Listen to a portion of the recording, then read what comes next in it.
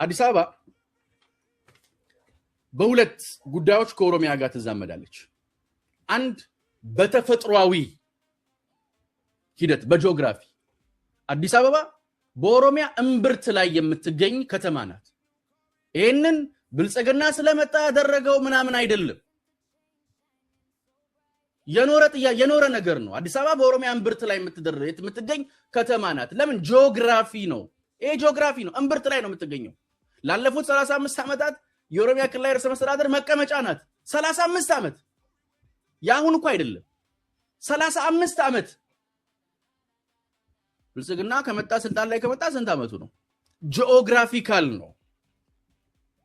ጂኦግራፊካሊ ፖለቲካሊስ ዋና መቀመጫ ሆና ስታገለግል ነበር። ጂኦግራፊካሊ የኦሮሚያ እምብርት ላይ ነው የምትገኘው። ፖለቲካሊ ደግሞ ዋና መቀመጫ ሆና ነው ስታገለግል የኖረችው። አዲስ አይደለም። በእነኚህ ፖለቲካዊና ጂኦግራፊካል ጉዳዮች የኦሮሚያ ክልልና አዲስ አበባ መስተጋብራዊ ግንኙነት አላቸው። ይሄ በምንም አይነት መልኩ የሚካድ አይደለም።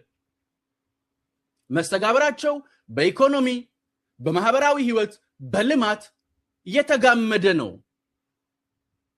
ለምሳሌ አዲስ አበባ 100% የመጠጥ ንጹህ ውሃዋን የምታገኘው ከኦሮሚያ ክልል ነው።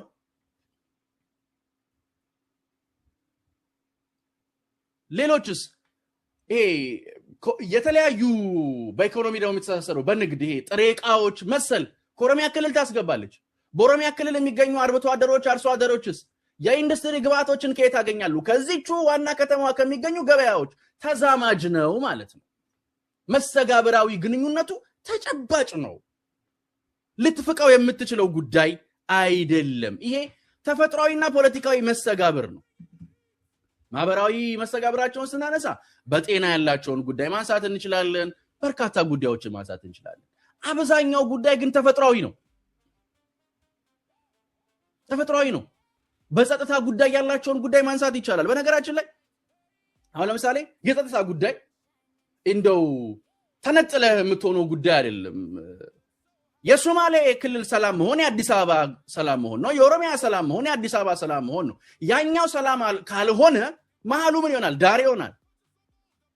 ስለዚህ ሁለቱ ክልሎች በማህበራዊ ህይወት፣ በልማት፣ በኢኮኖሚ፣ በጸጥታ የተሳሰረ መስተጋብራዊ ግንኙነት አላቸው ማለት ነው። ይሄ አይፋቅም። ይሄ ፋክት ነው። እኔ ያልኩት አይደለም፣ የኖረ ነው። በጂኦግራፊና በፖለቲካ መሰረትነት ማለት ነው።